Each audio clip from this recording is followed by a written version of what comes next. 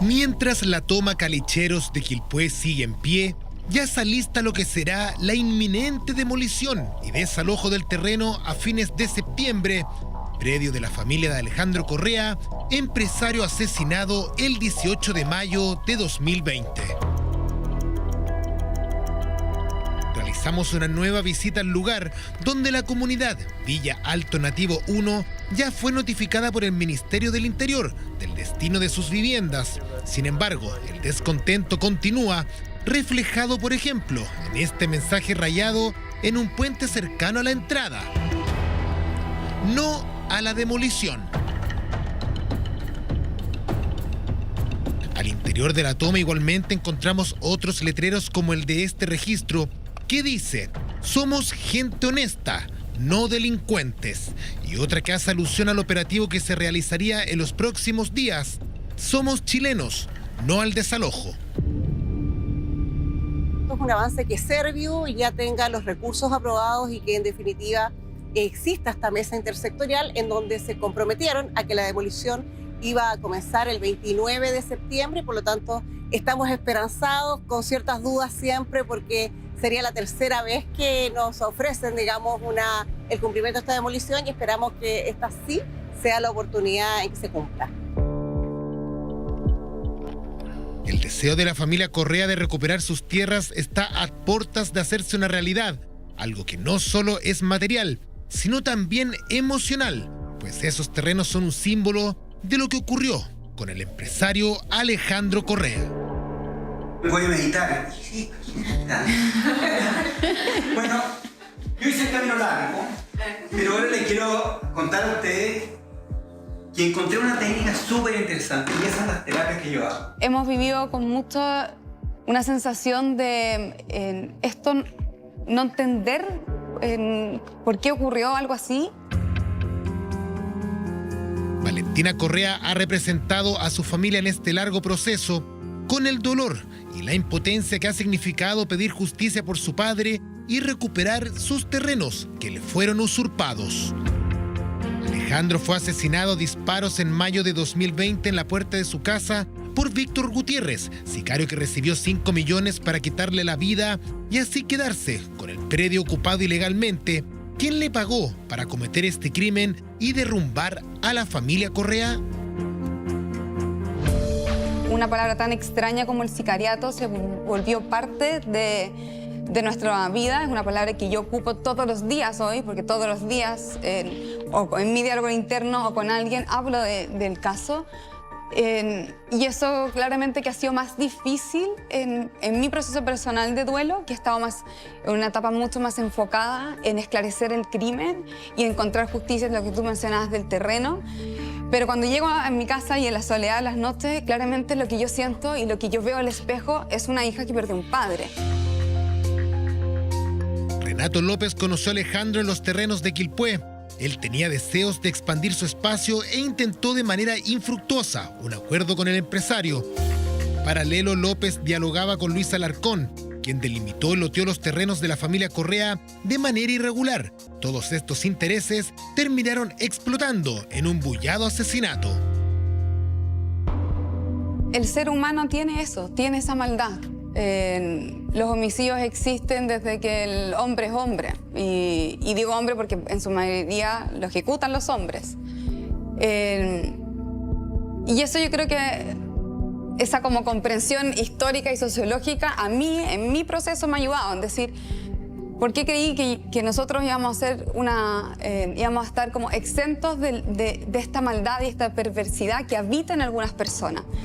El poner el precio a una persona claramente que hace que esto sea aún más frívolo, que sea hay una banalidad del mal, como que gente que pudiera criticar que hasta que es un sistema capitalista donde todo tiene un precio, aunque el sicariato es desde la antigua Roma hasta ahora. Es una cobardía también tremenda. Renato López fue sentenciado a 20 años de presidio, el sicario 28 años y las 2 personas que lo acompañaron el día del asesinato, su pareja y conductores, también recibieron penas por cómplices del brutal crimen. Luis Alarcón quedó con 541 días de pena en libertad. Todos los involucrados terminaron cayendo pero aún quedaba el terreno tomado y una familia destrozada, reflejando en las palabras de su hija Valentina, quien tenía una relación especial con su padre.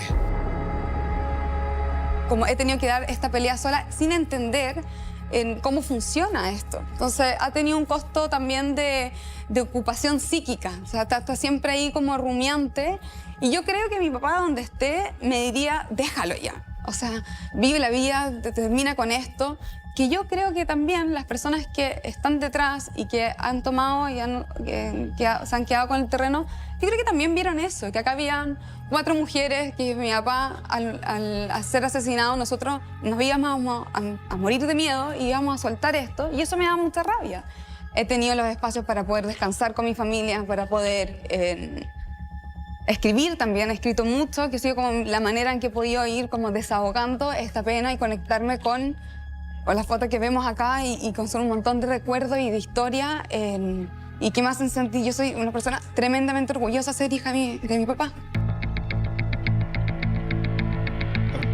Mientras se acerca el día de la demolición en septiembre de 2025, observamos movimiento en la toma, con una persona arreglando el techo de su casa alrededor de otras viviendas, con la mayoría de las propiedades continúan habitadas en un terreno con cerca de 150 familias. A nosotros en ningún momento lo han notificado que los van a desalojarlo, nadie ha venido a dar ayuda acá. Usted me decía que había postulado subsidio y no pasaba nada, llevaba años postulando. 15 años postulé. Me aburrí porque tuve que retirar la plata que ya no salía a la casa. No salía.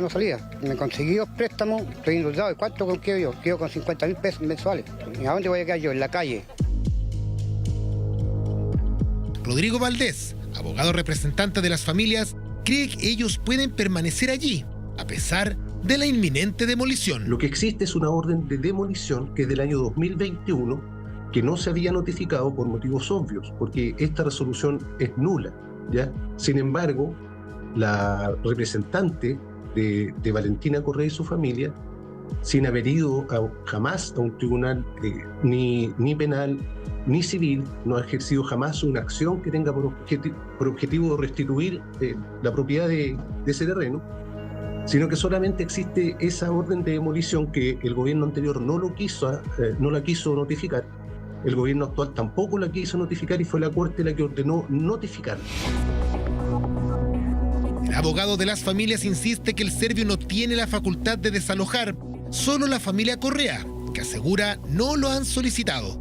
Además, afirmó que en otro medio de comunicación que si llega Carabineros el 29 de septiembre, los habitantes pueden salir de su casa, pero no del terreno, donde incluso pueden regresar. Efectivamente lo dije, y sí, fíjese usted que la legislación chilena ampara eso. Lo que no ampara, y se lo ha dicho, mire, aquí se trató de pedir el desalojo en un juicio penal que no llegó a nada porque nunca nadie fue condenado.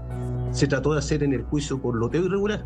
Tampoco se aceptó por el Tribunal de Garantía y la Corte de Apelaciones. Nos preocupa que existan colegas que motiven a las personas en definitiva o en el fondo a la comisión de un delito. Nada Toma Calicheros ha ido creciendo desde su inicio en 2019, donde pasó de 44 familias a cerca de 150. Podemos ver casas con construcción de material ligero y otras más grandes, viviendas que parecen prácticamente de playa, muchas suministradas con electricidad y agua. Las autoridades locales ya comienzan a prepararse para la demolición de las viviendas del paño territorial correspondiente a la familia Correa, sin dejar de deslizar críticas al gobierno por la forma en que se gestionó el operativo, donde lo comparan con la situación en otras tomas que fueron desalojadas o están en proceso de ello. Mi preocupación con las autoridades pertinentes tiene que ver específicamente con que no lograron sociabilizar con unos 6 o 7 meses anteriores a la fecha de esto, pero además noto que ante las otras tomas existe una posibilidad de salida a estas familias que tengan la posibilidad de regularizar su situación. Aquí no he notado que exista una vía de alternativa. 150 viviendas, unas 600 personas, son los que deberán abandonar los terrenos de la familia de Alejandro Correa, empresario asesinado por sicariato. Las autoridades comunales ya trabajan para enfrentar las consecuencias de la demolición. ¿Cuál es el plan de trabajo inmediato que puede realizar la municipalidad en esto? De inmediato, niños, niñas y adolescentes. Tenemos que resguardarlos, obviamente, de una situación que debe ser súper traumática. Ha sido pensado con un albergue en las primeras 48 horas, que es lo que normalmente ocurre. Ellos después normalmente tienen una red de apoyo y esa red de apoyo la utilizan. Fue en octubre de 2021 cuando el Servio ordenó la paralización de construcciones en el terreno. Desde allí la familia Correa ha esperado 4 largos años para la demolición, que ya fue aprobada por la Corte de Apelaciones. Intentamos hablar con una de sus hijas, pero prefirió no emitir declaraciones, solo esperando que sea un proceso tranquilo para su familia.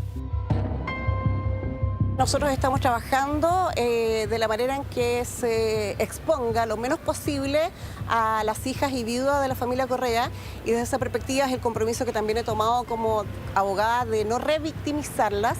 Y en definitiva, una vez que esté desocupado el terreno y con el cierre correspondiente, recién nosotros vamos a actuar, pero desde lo jurídico, digamos, evitando exponer a cualquiera, inclusive a la suscrita, a algún tipo de situación que ponga en riesgo la vida o salud de las personas. Todo listo para la demolición y desalojo que anhelaba la familia de Alejandro Correa. ¿Habrá resistencia o será pasiva? Lo que es cierto es que quedan las horas contadas para una toma que finalmente se transformó en símbolo de uno de los sicariatos más recordados del país.